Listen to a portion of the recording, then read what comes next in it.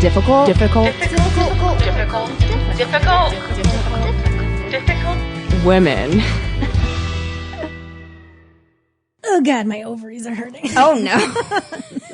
And that's weird. how we're starting today. Yeah, my ovaries welcome. still weird, guys. I'm sorry. I'm sorry. Hi, y'all. I'm Marie. I'm Katy. And we are in a podcast. We are in the podcast. We're trapped in here. Please help us. Help, help, help. And the podcast is called Difficult Women. Difficult Women. Difficult. Difficult Women. I don't want to. Quit being so difficult. I'm sorry. I'm a difficult woman. We're also in the comedy band Reformed Whores. If you don't know our music, look us up. You can stream us on Spotify, listen on iTunes, all that stuff. You could also, sorry, I got excited. You could also buy a CD if you wanted. Buy a CD. We have thousands. So many. Thousands. Please buy a CD. You can make an art project. Yeah. You could build a home with as many CDs as you have. Such a great home. Yeah. How are you? I'm great.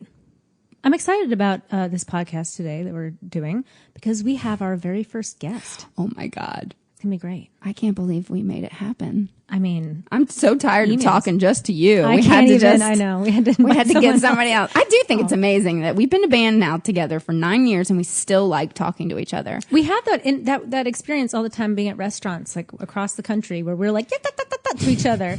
And then we'll look over at some like old married couple or even a young couple and they are just not talking to each other at all. Yeah. And I'm like, oh. There was last week when we recorded the pod and then we turned it off. You stayed for like 4 hours and we drank 2 bottles of rosé and I was like, I should be recording this, but it's a good thing I didn't. It was fun. We said all sorts of things. Oh, but it's great. But we still have stuff to talk about. I know. It's great. That makes me like feel emotional in a good way. Don't cry. I know. Cry your eyes. Well, don't cry because we're talking about divorce today. I know. It's a big divorce. But the D word. Yeah, I know the big D, but not the good kind. Not the good kind. But before we before. get into Sorry. That's okay.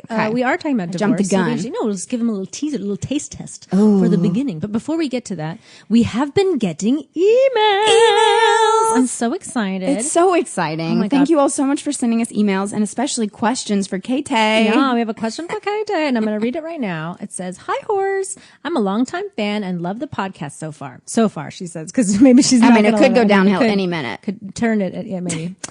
She says, "My question is most likely for Katy as I have an only child. I have a 4-year-old daughter and I want her to be a difficult woman. So far, she knows Trump is a bad guy and she explicitly told me that she wants to have a baby, 100 dogs and cats, and no husband." Yay! No husband. I love it. So needless to say, I feel like I am off to a good start. LMAO. Even though you are not yet mothers, do you have any advice or opinions on raising an only child? Slut it up. Cheers, Alex. I love you, Alex. Thank you so we much will for slut the it up. message. We love slutting it up. So it's nice of her to know, but I am an only child. And Marie, are you? No. Oh, I didn't know that. No. No, I have 2 sisters and I'm the middle. So there's 3 of us Anderson girls. And that's kind of the opposite of being an only child to some degree. Yes. I think there's a lot of wanted to be an only child, but I was a little lonely. Yeah. I have to say, I don't think I'm like your typical only child. I know people, only children get like a bad rap because like they are considered spoiled and they get everything they want. And I didn't really have that experience. I think I was probably the most spoiled in the sense that I ended up, well, we're going to talk about divorce too, but I ended up with 4 parents. Right. My parents got divorced. So they were able to send me to like very nice schools. So right. That's probably where you I had was 4 the most, incomes. Yeah. Yes. So that's probably where I was the most spoiled was my education, which is a great way to spoil a kid, in my opinion. Yeah. But if you can't do that and you have an only child, my experience was mostly pretty good. Again, a little lonely. You do talk about it a lot.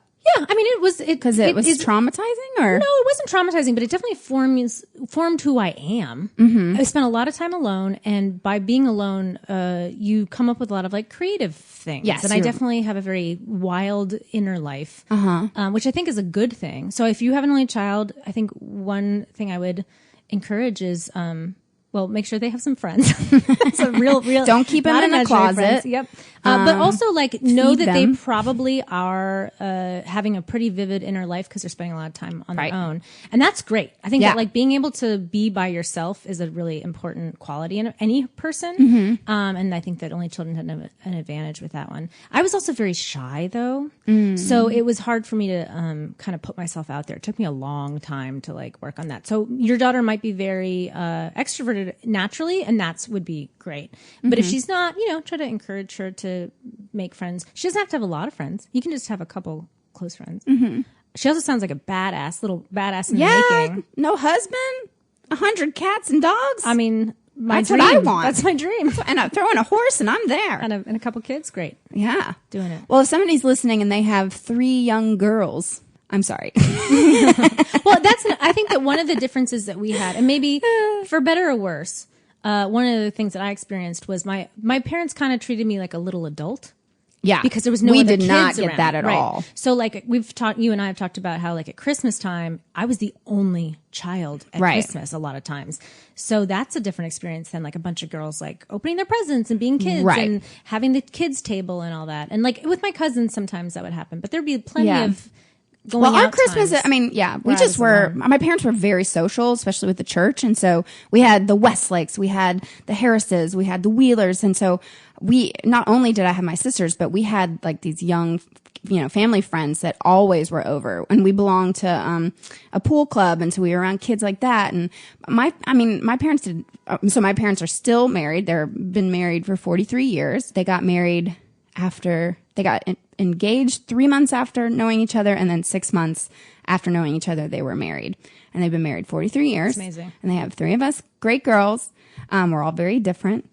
But we were, my father was very protective growing up, for sure. Treated us like children. And I mean, even you say, "Oh, did you see this movie? I saw this when I was 6." And I was like, "I saw that in college." I saw like Porky's when I was like Yeah. 6. Yeah. My dad was like, "Oh, I like this movie." I was like, We "Okay." were so overprotected. We watched only like Disney movies, and we were also not super duper Christian, but I was in the church choir. So I had, choir rehearsal Wednesdays, and then, church on Sundays. And so I was just really in the church, and I don't know, there were definitely points in my life, especially in high school, where I was angry at not being able to have more responsibilities or even be trusted. I guess was the big thing. That's interesting. I really felt like I really didn't do anything wrong. So why couldn't I stay out until 1 o'clock in the morning? I had that too, in terms of like my mother was very strict about like me not being out late. I also didn't have much of a social life. So like being out late was like really not a thing. And I was a very good kid too. But Yeah. one thing that I did have an advantage of with that kind of stuff was because my parents were divorced, there certainly was a big chunk of time where my mother was a single mother. Right. And so like Right. she had to work, she had to do her life. And then, and she didn't get remarried until after like basically I was in college. So she was on her own for a while with me. And, I remember I talked about this in another episode a little bit, but I would call her at work and bug her the hell out of her, asking her like, Mom, I want this. Can I get this? Whatever. And one of the things I'd always want to do is walk to the mall alone. And she'd always be like, "No, you're not allowed to walk to the mall alone." I'd be like, "No, but why not? Like, I'm old enough." And she'd be like, Right. No, you can't. And then I'd be like, "Well, fuck that." And then I would take go. my friend and we'd just go anyway. And like unfortunately, I'm sure that I'm sorry, Mom, but we had fun. It was good. We were fine. And that's when you experienced street harassment. And then I Probably. experienced a lot of street harassment, and that's too bad. But we did it, and like that was a good experience for me. But I definitely that was my first sort of taste of like freedom. But it was also like my poor mother; she couldn't control that because she had to do everything by herself on those moments. Right. You know what I mean? Right. So if you have 2 parents, you have somebody to kind of work with to try to like wrangle in the kids. I think so. That can be one of the things about divorce. One thing I will say about my mom, though, which I think is cool, is that she worked a lot, but she worked in a way where she was traveling to all these cool places. Right. And while it was really hard when I was little to like see her leave, and it made me like really sad. And I think that stressed her out too, to be like, see this little kid being like, "Mom, no, don't leave me." Yeah. Ultimately that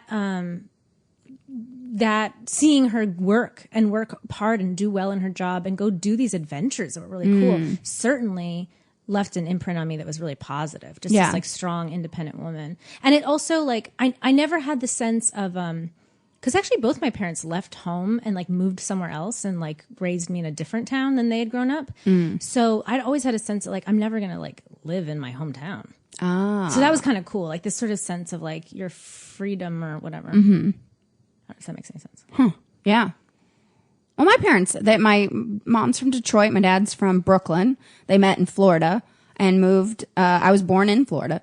But when I was a year and a half, they moved to Nashville, and they've been there ever since. Did you think you were going to stay in Nashville? Like when you were growing up? You always knew you were going to leave. No, I used to play apartment when I was a little girl. Yeah, me too. And I'd make my sisters play, and I'd get out my keys, and I'd be, going up the elevator, ready to open my apartment door, because I always envisioned I'd live in New York City.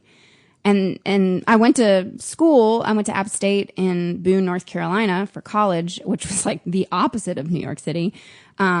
But I'm a nature girl too, so I loved being there. But by senior year, I was like, I got to get my apartment in New York City. Yeah. I used to play a game with my friend where we called them BFs, and it was about boyfriends, and we would like go on, it was like a double date. Because it would be the both of us on this date with these imaginary boyfriends, and then we're like, now we're having dinner, and like you have dinner, and then like now we're going back to our apartment, and then we'd like go to the apartment, and then like now we're making out with our boyfriends, and we would like just both sit there next to each other, like kissing the back of our hands, like making out. I'm like, now we have a cigarette. Yeah. I made this box of cigarettes. Now we're having a cigarette. Now we're having sex. We have no idea what that was. I'm just like lay there for a minute. I have to say, as an adult, you hear other people's stories of their parents and they're growing up. I do really want, if my mom's listening, or my dad, definitely not my dad, but I had such a fairy tale childhood. Like I think my parents worked very hard at giving us what they could, the most that they could. My dad worked a lot, and my mom stayed home with us until I was in third grade, but she's an artist and, always did art, but then she went back and taught art. And it was very childlike, and it was like we got to be as creative as possible.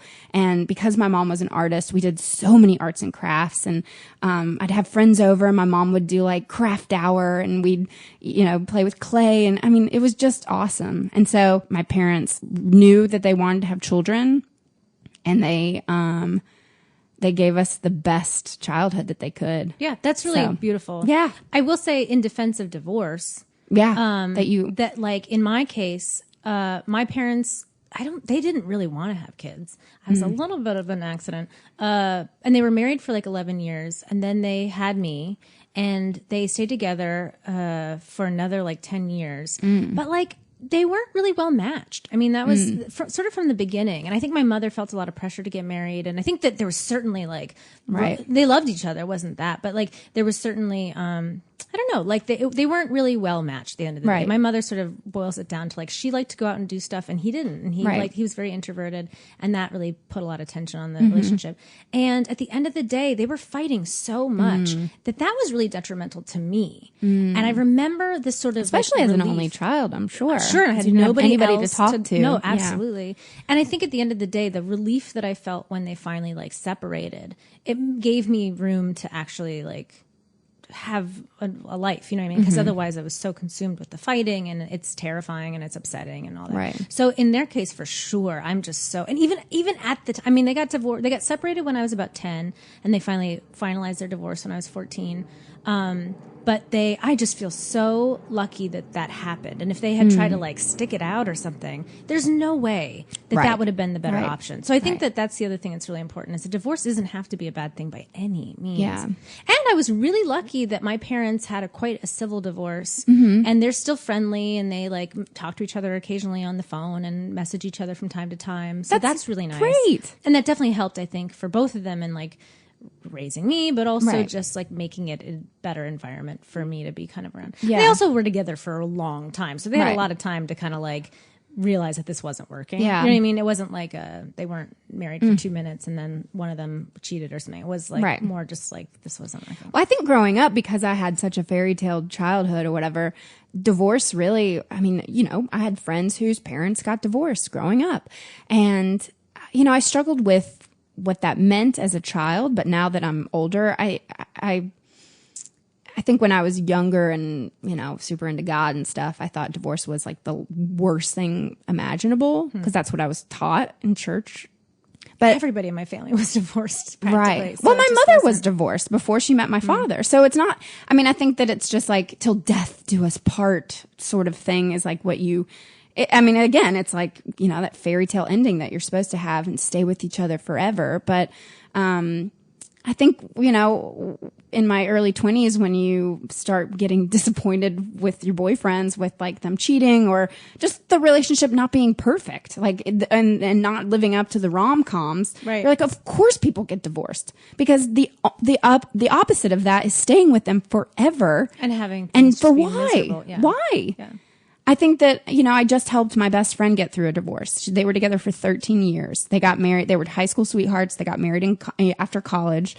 And then, you know, then things just fell apart. And it was really hard because for her, obviously, it was just terribly traumatic and she's working through it therapy wise and stuff. And she's doing great. But also it kind of, I was at their wedding. I was, you know, when I met them, they were together and they were a unit. And then, to see that fall apart and they're still cordial and stuff, but you know, some things went down. Sure. And to see that nobody is perfect. No relationship is perfect also. And like, I really do want to get married. But to be honest, like to know that divorce is an option. Well, and also I think that the thing we don't acknowledge enough probably is that people change over time. Yes. You know, I was thinking about like open relationships the other day and how like that's not a thing I'm like looking for by any Right. means. But I have this sort of like sense that it's very, and I'm not promising this to my future husband if you're out there and listening, but there is a part of me that can imagine like being married for 10 years, really establishing a solid foundation and then opening the marriage or something or having some sort of thing. Because I think that like people do change and people's needs change. And like this notion that like one person is going to fulfill everything we need. Right. That's not realistic. That's not realistic. I don't get that from a girlfriend. Why would I expect that from my husband? Right. It's like, and the reason why you expect it is because media tells us Yeah. that and movies tell Right. us that and our, you know, and God, or not God, but like, you know, religion tells us that that's what we're supposed to Right. do. And that just puts a lot of pressure on things. So I think that we're lucky that we live in a time where divorce can be like an option and that we can, you know, and everybody kind of goes through their path in different ways. And I Right. think that's like great. Thank God. Well- and maybe you don't get married at all, right? Yeah, maybe not. And that's great too. And if you do get get married- your 100 cats. Hey, my great Aunt Betty, she never married and she's 103 years old and happy as a clam. Didn't she say once that the secret to her longevity was no men? Yep. She said, fuck the men. And whiskey. And whiskey. Perfect. Well, we both thought that who better to talk about divorce on this subject than one of our good friends who's a comedian. She's a personal trainer also. And she's also, I think, been divorced. Absolutely. She started a podcast about it called Happy Never After. And we're going to talk to her right now. Yay! Take it away, Mara Marek. Ladies and gentlemen, Mara Marek. How are you doing? I'm so excited to be here. We're so happy to have you. Thank you for joining us today, for being our first guest. Oh my gosh, I drove to Cincinnati for you guys. I was like, when can I hang out with them? We love it. Well, we were like debate. We were trying to figure out, well, when did we first meet? And you said The postcard party. The postcard party. I think so. At I Creek in totally the forgot Cave. about that. And no, we met before that Oh, shoot. at Three of Cups. 3 of Cups. Yes, you guys were on the same show. oh, yeah. Yes, yes. My gosh. Well, we had, like you were saying, you drove to Cincinnati to be at Go Bananas with us. Yes, it not was too great. long ago. Awesome. You destroyed the room. People were like, we were all like, oh my God, she is a force to be reckoned with. We were excited to have you on the lineup. Yeah. Thanks. Thank And you. you drove all the way from New York to do that show too, which I thought was so fucking badass. I know, so fun. And you came in, destroyed, and then you hopped in the car, and then you drove back. We're right back. I know. I had an audition in the morning. I was going to stay. I brought my friend who lives in Cincinnati. We are going to chill for a couple days. And I was like, we're going right back. So badass. So professional. Ladies and gentlemen, I don't know if you know this, but Mara has one of the most famous podcasts in the world. That's what I'm just In gonna say. the world. Why not? Called Happy Never After. Yes. Thank you. Yes. Yes. And it's a podcast about Divorce. About divorce. About life after divorce, really. People that have been affected by divorce. It talks a lot about my personal breakups. I have a lot of them. And, ditto. yeah, I'm not very good at breaking up. Who is? I'm good at getting divorced. I'm horrible at breakups. Yeah. So, but how many divorces have you had? 3. Yeah. That's the kicker. 3. 3. Yeah, I have a tattoo. See, my 3 filled in wedding doves are my confirmed kills. Oh, and then the ones not filled in are my engagements that I never went through. Yeah. So I have you've 7. been in, 7 total engagements. Wow. And 3 broken marriages. That's a cool tattoo, but I'm Thanks. sorry for the reason for it. I don't know. What? So tell him, like, how, I don't even know where to begin with the divorces, but like, why? I'm from Michigan. That's what they tell you that you're supposed to do. Like, you're like, oh my God, high school was super stressed. So let's get married. You know, now that we're over with that, you should probably Interesting. get into a marriage. So I did. Was it your high school sweetheart?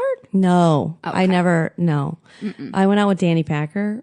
We skied together and that's about it. Oh. He kissed me once on the cheek and ran to the bus. And that was it, we your were high dating. school? Oh, yeah? Yeah. Okay. I loved the Lord at that time. Ditto. Yeah.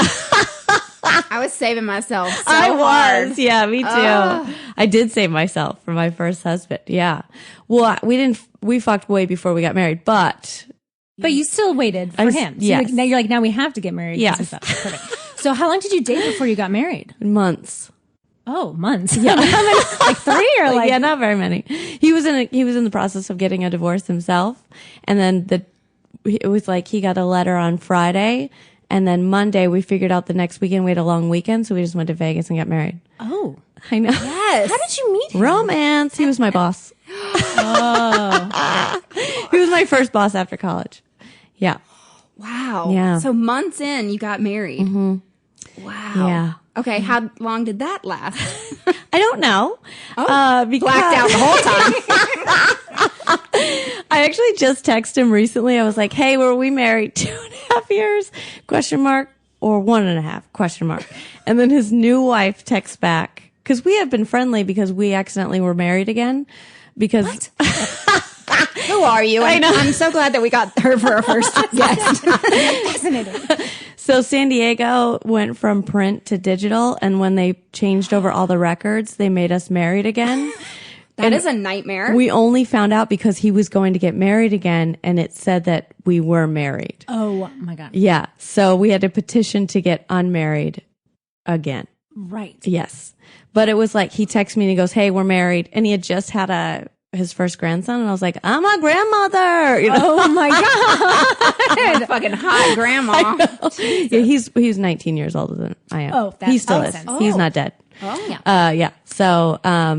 So we chat and he calls me hooker and I call him dickhead and that's like, and it was like banter like that. And when I text him about how long we were married, cause I was writing a script about it, his new wife messaged me back and was like, please stop communicating with him, Lindsay M. And I was like, yo, I know it's Miller cause we both share that last name. Lindsay M. No need to abbreviate. Oh, Yeah. it's kind of shitty though that she's like, no, Well, like yeah. you can't be friends. I know. So then, So you'll never know how long you were married. I'll never know. Well, I told her, I was like, I'm not trying to fuck Linz. If you could just like, Just trying to write the script. That's all. That's Just it. trying to work. Trying to through do a my little process. work. Yeah. Yeah. and then she got wild, but she was also really drunk.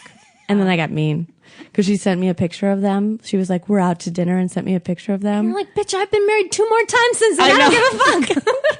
Obviously. Oh, wait, I think didn't you post this I on posted Instagram? on my Instagram and I did I write saw to this them. I was picture. like, when you guys sober up, I can write you guys a fitness program. I can see you've lost track. I love you so much. I love you. Not only is Mara a comedian, she's also a personal trainer, and she's whooped my ass. Yeah, it was fun. Yes. Yeah, you guys thought it wasn't going to be a real session. No, I didn't. She's filming a pilot right now and asked some Yeah. comedians to work out with her, and I could not walk for 3 days. My back. Oh God, my back hurt. Your butt, your back. My butt. Yeah. My I mean- soul. All the above. I sat that one out. I was like, no. So, marriage number 2. Yes, was quickly after that one. The first one was over, and he was beautiful. He was 6'4", God, just a little. He was an Olympian. And how did you meet him? I trained him at the gym. Yes, most of my relationships came from the gym. I started to stop dating from the gym when I moved here. I was like, maybe I put this little avenue aside. Was this in Michigan still? No, this is, so I went to college in San Diego. Oh, okay. And so I stayed there. Okay. Yeah. And then, so his parents owned a country club. I golf. It was like, on paper it was magic, but it was real slow in the upstairs. Oh. Real athletic. Yeah. So how long were you together before you got married to him? A year and a couple months. That sounds before we got- reasonable. Yeah. That sounds nice. Yeah. You didn't rush into that one. No. And then, but we were only married for 17 days. Oh, wait, what happened? Well, we got, I mean, you're not making this up. This is absolutely incredible. no, so we actually got really married before we had our big wedding, and that was secret because his mom was driving me so insane because I'm so simple. I don't want a lot of money spent on things like that are such a waste. I'm like, we need cake, we need beer. That's it. Oh, like I love the yes, end. I love cake and beer. That's all we need. And his mom was like, we need Chobani chairs and we need Celadon green things. And I was like, so we were riding one day on our bikes because we rode long distance together. And then we just rode past the courthouse and we're like, let's just go get married now. So we were technically married longer than 17 days, but then we got married on Cinco de Mayo and had a party. And then we were divorced 17 days later. Was that mutual? Well, Or he drove me crazy. So he said, if you don't, because I was partying a lot afterwards by myself. And he said, if you don't come home at a reasonable hour tonight, we're divorced. So I stayed out for 3 days. Oh, okay. I was like, oh, okay. All right. I'll double down. wow. Yeah. That was. Were you like happy then to get divorced? Were you like, yeah, I guess this wasn't what I wanted? Or were you like, oh no, what have I done? No, I was super happy to be divorced. Cool. Yes. That's good. Yeah. And he still, like, I gave him the house. I had bought a house. I gave him the house and he got me for 13 grand and the house for being married for. Yeah. Jeez, wait. I know. I was Prenup. like, I don't know. What, so, wow, I don't even, sorry. I have to like process this. The third one. I'm just the curious. third one. Well, there were engagements and like, Oh, okay. so then I moved. Then you dated. Okay. Yeah. So then I moved right in with another one of my clients and he was actually a multimillionaire when I met him. And then while we dated, he became a billionaire. And You dated he a was, billionaire. Stayed with him. No. I know. If I had found Percocet or something beforehand, I could have done it. Oh, man. I was like, if I had known about like drugs, Right. I could have done it. Could have done Hang it. in there, yeah. Wow. I got sent home from every trip early with him. You're going home, Mara. Yes. he did. Really? Yes. You got too wild. I would be so sweet and polite, like a little Southern belle, and then it would just be enough. Yeah. I totally get that. And then I would speak against it. I would be like, no, you need to be nicer or say something. And he'd go, it's time for you to go home. Oh, And I was like, no. all right, bye. See you at home. That is the problem though with dating like a super rich guy and being kind of like arm candy is that like you become a little bit of like a piece of their property. Oh my God. Yeah. And I've had that experience too where it's a really weird dynamic all of a sudden and it's really hard to be partners. You know. Oh yeah. I stole $100 from him every day and he didn't notice. I wanted to see he would notice. Just even it out a little bit. Yeah. He never ever noticed. I lost $2 yesterday, and I'm still mad about it. I had $11 shoved in my bra, and I was like, it was just there. Where are you gonna go? Yeah, $100. You didn't notice. A day. Yeah. Wow. I know. Good for you. That's reparations though for like having to be like around like a guy it's not treated. He gave me note cards because one night we went out and, one night we went out and I met this girl. You know, when you connect with a girlfriend and you're like, we're going to be best friends forever. It was one of those like immediate, we had the best time. I hit my head on the table on accident. I was laughing so hard. Like she was crying. Her makeup was going everywhere. We were dead. And then the next day he was like, you acted inappropriately. So from here on out, these are the topics that you can discuss. No. So here is your note cards of things to study. And then, so I became like a shell of myself over the rest of the trip. Yeah. No, totally. That's terrible. It's awful. It's a good life lesson, I guess. But Yeah. It was, yeah. I mean, to My not- roommate, yeah. my roommate and best friend from previous, I mean, I lived with him. She like dragged me out of the relationship. She was like, "You're coming with me."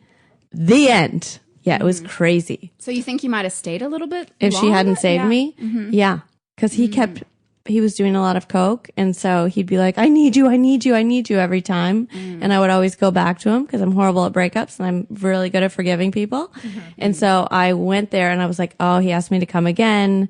I'm here," and she's like, "That's it, I'm coming," and she went there and she said something to him, and then dragged me out of the house, and I was like, "Okay, bye." That is a good girlfriend. Yes, yes. She now loves the Lord a lot and can't talk to me because I say swear words on the internet. It's too bad. Well, I know. she saved somebody or saved. I know. She I saved still herself. love her. I still love her. Saved you, yeah. I know. That was so nice. How long was that whole ordeal? Actually, the longest, 4 years. Interesting. I know. I think that's the part of the hard part, though, is like if it goes on long, you do get invested in this So way that's invested. different. So that's hard. How long were you with your controlling dude?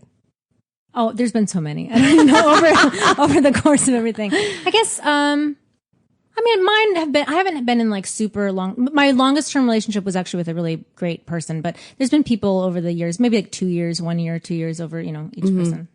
I always feel like, how Joe DiMaggio and Marilyn Monroe were together, and she was like this bright, shining star. And I feel like there's this personality, like the Joe DiMaggios, where they take this shining light and they try to put it in a jar and keep it for themselves. And I'm like, that is who I'm attracted to. Oh, I feel like it's the control. They're like, I want to take all this and it's got to be mine. a selfish. Yeah. Yes. It's like a selfishness Yes. of the man. It's crazy. That's a really beautifully stead thing, though, that feels resonates. I think. Yeah. I think women in general, they have we're so full of possibilities and we're so full of joy and we're so nurturing. And I don't think that men also have that like a lot of times. It's so, Certainly, it's trained out of a lot of men. Too, oh my God. Yeah. Culturally. Yeah, for sure. Yeah. So wait, what was the third marriage? Just, a bartender that was also a professional Muay Thai fighter. Oh. Yeah. Whim. Wow. City Hall. Did you meet him in New York? Yes. Okay. Yes. Is that your only husband here in the city? Yes. Okay. That's nice. I know.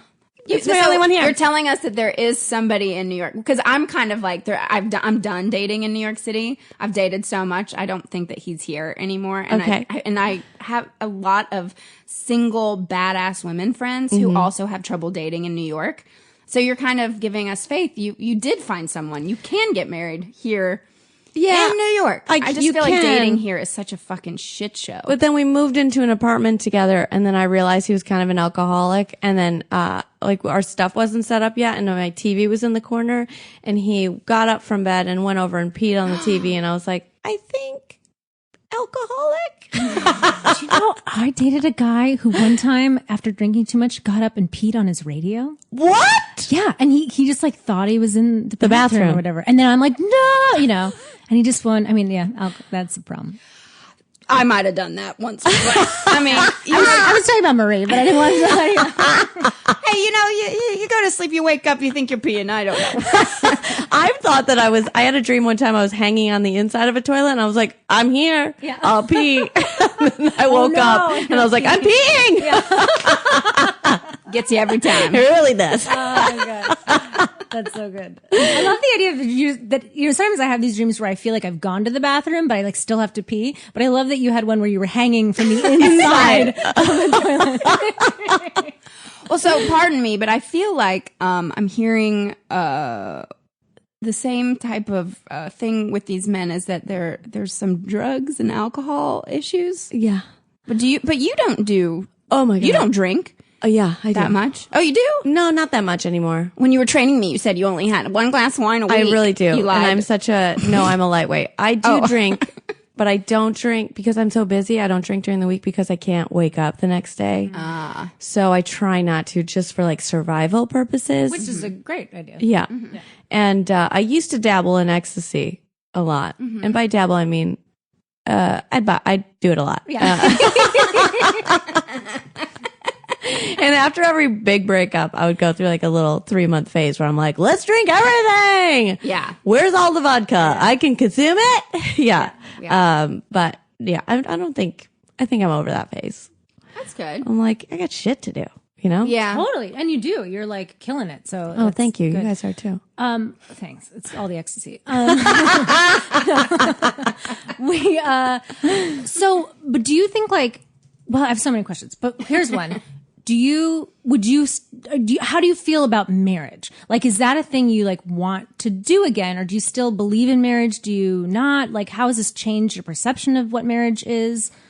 I think that I have like this incredible amount. This is going to sound not humble, but I have the ability to love someone greater than most people. And so I think that I would love to have that rom-com, passionate, can't like miss them when they're away relationship. And, I still believe it's out there. I don't know if I want to get married again because when I get married, I feel like there's so many rules and I'm not really a rule. I like all the walls start closing in. I'm like, I gotta get out of here, even though I could love them. Yeah. I just feel like I gotta go. So, I don't think maybe that's not a good thing for me. I could see you with a person who like you find like your real person. Like these other people were like test runs kind of thing. But you find yourself with a real partner, like somebody that treats you like an equal. And then you do like the French thing and never get married, but you are together for the rest of your lives. Yeah. You find your lobster. Yeah. Or your penguin. I could very much see that for you. I know. I just really want that. And you're such a strong woman that like, I can see why you wouldn't do well with people trying to that image you were giving about like someone trying to like hide your light in a bushel for themselves. Yes. You have too much to give. You have so much love. You need to like share it with all sorts of people and not necessarily in a polyamorous way, but in like a just give yourself to people. You know? Yeah. I really want to have foster kids. Oh, And yeah. My next question was going to be if you wanted children. I can't have children. I can't. No, I have a volatile uterus. It's not a good home. So I can't have kids. And even when I was 3, my doctor, asked me like, you're going to be such a good mom. You take care of your baby so much. Like I had little dolls that I brought everywhere and I was like, I'm going to adopt. I told him when I was 3. Oh, yeah. That's cool. And so I was like, oh, I already knew. And there's so many kids out there that need homes. Right. So I was like, let's just get one of those. Yeah. Not wreck this bod, you know? Right. Yeah. What's all the stair climber action for? I love it. So you said something about fostering kids. Would you prefer to foster or do both or to adopt? Or I'd like to foster to adopt. So I'd like to have like a family of kids, like a group of kids. And I want to have a little farm. I have a border collie and I want to have like horses. I have a couple of horses that I rescued that are upstate. And so I was like, I'd like it to get everyone on one place and then like, cause animals are so good for kids. Yeah. Adults, right? Yeah, I guess for adults. I feel like animals. Did you grow up with animals? Like a cat.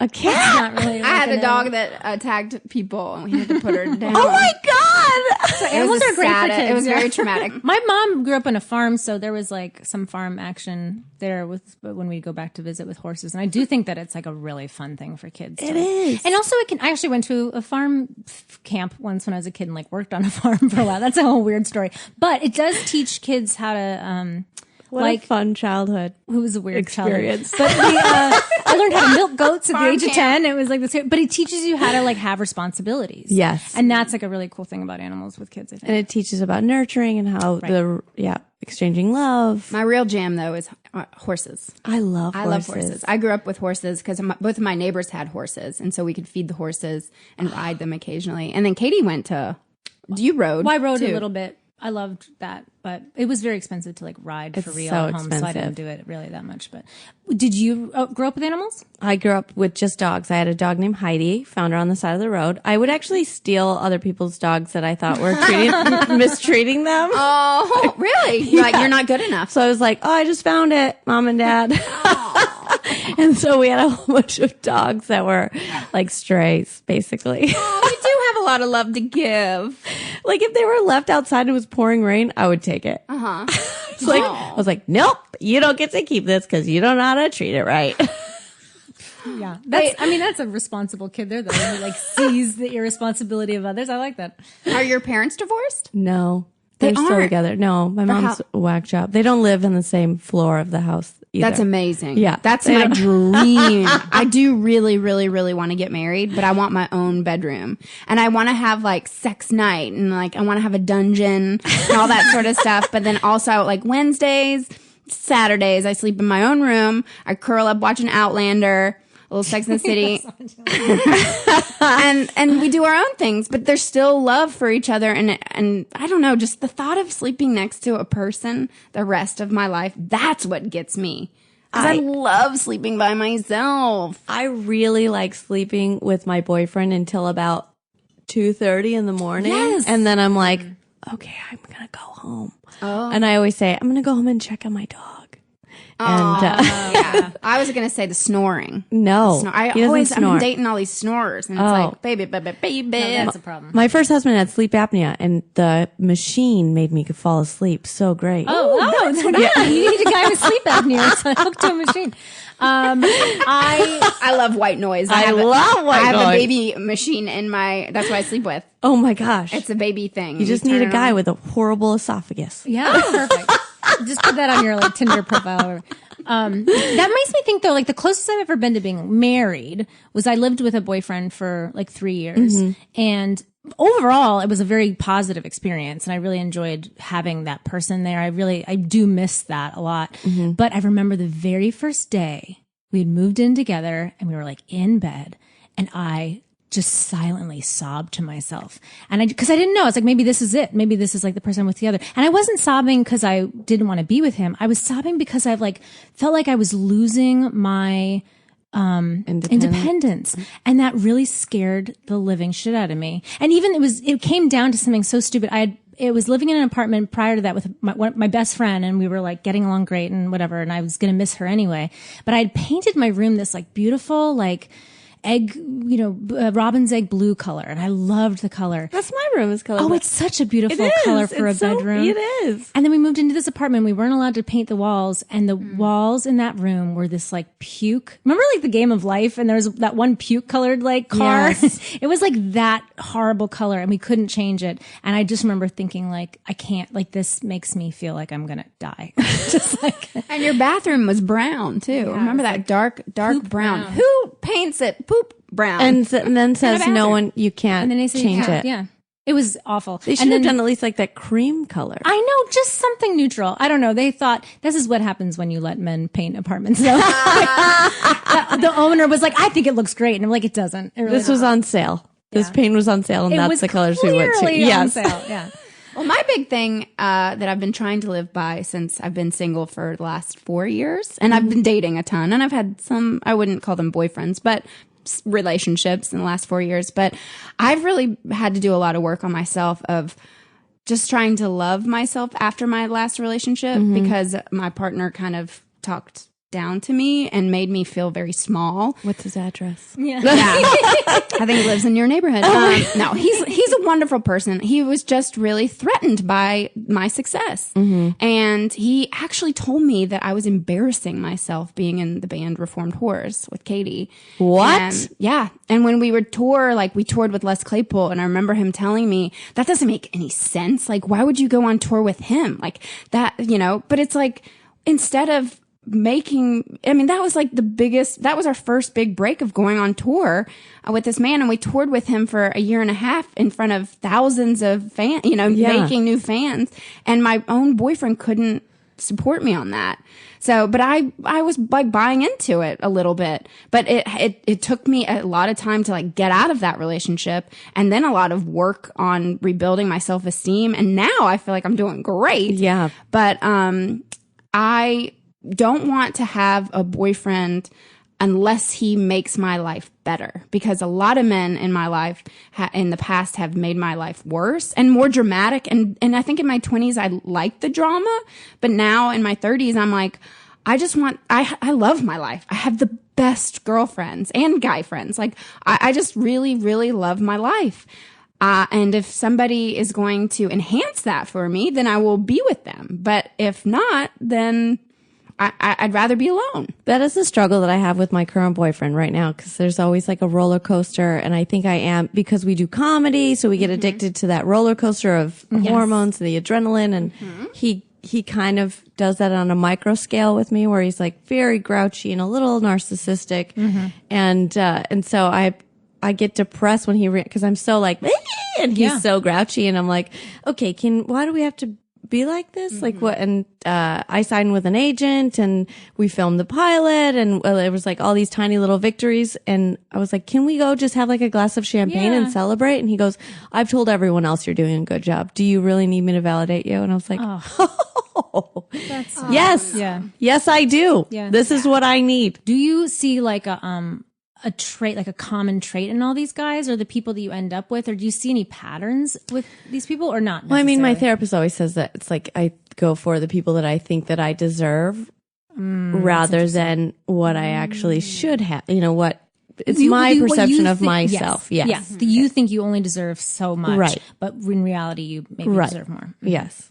And it's like she always tries to have me talk about my accomplishments so I can see. And I was like, and it just looks like a list on a paper. I'm like, okay, that's nice. That's a good, And I'm like, but there's so many more things that I need to be doing to even qualify as a human being. And she's like, well, they're great. We're not getting any progress here. You do not have to answer this question, but what was your relationship with your parents, with each other? My mom is bipolar, and she was unmedicated when we were younger. My dad and I were best friends, and I don't have a relationship with them at all anymore because the last time when I dyed my hair black, so my mom is a staunch Republican, and I'm just more of a loving person, and really don't attest to any politics. I mean, I have my own thing. I do vote, blah, blah, blah, but I never get into it. And she was like, you have to vote for Trump. She started, responding to comedians she was very abusive. That's why I did a domestic abuse ride last year, and she was part of it. And then my first husband was also abusive. And, Mara rode her bike across the country. I did comedy in between. That's amazing. Yeah. I lost 20 pounds. I miss it. So many good things happened on that run. And then, when Trump was really, he really separated a lot of people. I know. So she wrote to me and she was like, you have to vote for Trump. He's going to save us, blah, blah, blah. And this whole thing in our group, in our family group text. And I was like, please take me out of this. I don't want to talk about politics with you. I just want to be a family. And then she started calling me names, and then she goes, and your hair is butt ugly. Oh, Mama. Mom. So I was like, I'm blocking you, and that's it. And so that's been it. I haven't talked to her in 6 years. Yeah. Since he's ran. You have 7. to. Yeah. Oh my gosh. Just for your own sake. You don't get to choose your family. You know what I mean? And that sometimes you do, I have a lot of female maternal people in my life that fill in, and it's not a big deal. I'm self-sufficient. We got this. I never really I was never inside when I was younger, so it's not like it's whatever. Who cares? Not everybody has a mom. Oh, that's not sad. I'll be your mother. Yeah, we'll be your moms. Yeah, we'll be moms. We'll take care of you, honey. But I think in the comedy community, I become everyone's mom. I was like, I've become that role. Well, you have, like we were saying before, you just have like a lot of love to give, and so I'm sure that's partly stemming from maybe not feeling all that love when you're. Oh yeah, for sure. You should see my sister. She's like a robot. I'm super emotional, and she has 0. It's crazy. I'm like, we're two very different people. Yeah. Well, I was curious if you had any kind of advice for women who were going through divorce right now. Oh, yeah, it's a roller coaster. And just accept where you're at and your emotions. Cry if you need to cry. Be angry if you need to be angry. Don't do anything unnecessarily mean. That's usually everybody's go-to. They're like, I'm going to be vindictive. You don't want to do that because you still have to live with yourself at the end. That's very good. Yeah. And if you have kids in it, just try to get along.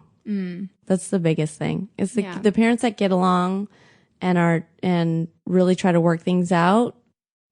It seems like those are the healthier children when they are, from what I've seen from all of our interviews. Sure. Yeah, they're like, no, my parents were cool, and then they were really cool. So I was like, oh, this seems to be a pattern. So yeah. And there's a lot of dick out there. Yeah. Go get you one. Yes. Thank you so much. This has been God. fascinating and enlightening. And if you guys listen to Happy Never After, look that podcast up. You'll hear more stories and more about fun. divorce and relationships. And Mara is We just talk about how to get over breakups and stuff. So it's not all about divorce. It's Well, we're but goofy. we want to do our very favorite part. It's our very favorite time of the podcast. Oh yes. What we like to call troll time. So do you have trolls? Yeah. Do you get trolls? I do get trolls. I do. because you're pretty famous. You're out there.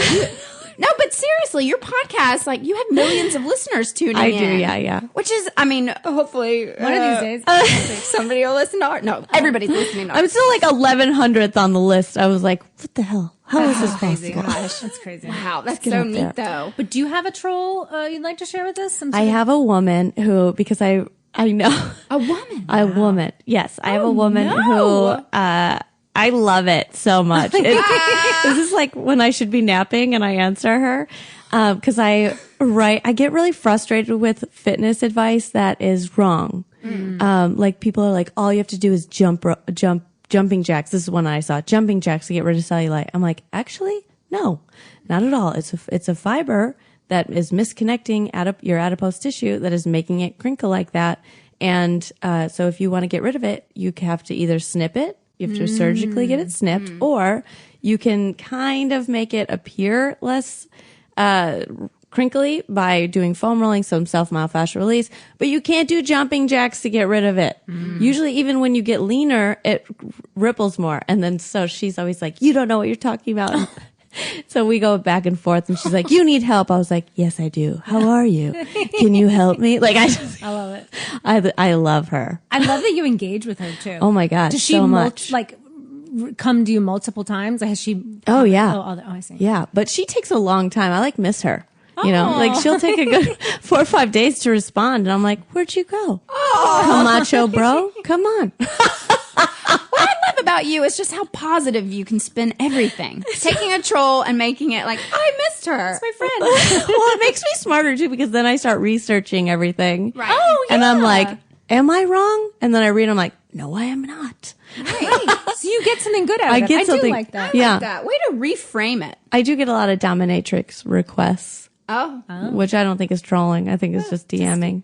Are you a dominatrix? No. Oh, okay. No, I do have the boots, but Oh, good. You're halfway there. That's another form of money could be coming. I know. Flow. I have like a 12-year-old that said, do you sell nudes? I was like, are you of age? What is going on here? Oh, Do no. your Yeah, don't parents get into know? that I know. I I don't even act like I look. I'll show you the picture afterwards. This kid looks 12. Oh, my Like, God. That's terrifying. I'm looking for a buyer who will buy my socks. Socks? Yeah, I needed some cash. Somebody said, how much Dirty is that? undies? Like, yeah, maybe. I don't know. So a friend of mine was telling me you can sell, obviously, your panties online. And I was like, well, fuck yeah, I'll just do that. But you have to now send pictures and stuff. I don't want to do that. I just want to wash them and then send them out. You want Like, to? No, they don't want them. You don't I want. know. You can't. You're not going to. So courteous. There's still stains in there. There's some things that you can't get out. It's like the, And socks. I just want some extra cash. What if you send a pair of panties that just have like a crazy like skid mark on them? Is that going to be good enough? That's what I'm looking for. If you want to purchase Skid mark panties, email difficultwomenpodcast@gmail.com. I know. I was like, $69.99. I always have like bloody ones. I'm like, you want the bloody ones? Yeah, I need to get rid of those too. anyway. I can't even use those anymore. Throw Mara's in for free. Thank you so much. Oh my God! Thank you for having me. It Wait, was how so can fun. people I love find you? you? Oh yeah, please. your- Instagram is my jam. At Mara Marek is right there. Great. Perfect. Yeah. Wow. Yeah. Well, thank you for being our first guest. We popped our first guest cherry. Yay, she popped ours. Oh, Yes. Yeah. Hell yes. Ooh, there's a cat. Okay. All right. bye. We'll see you later. See you. Bye.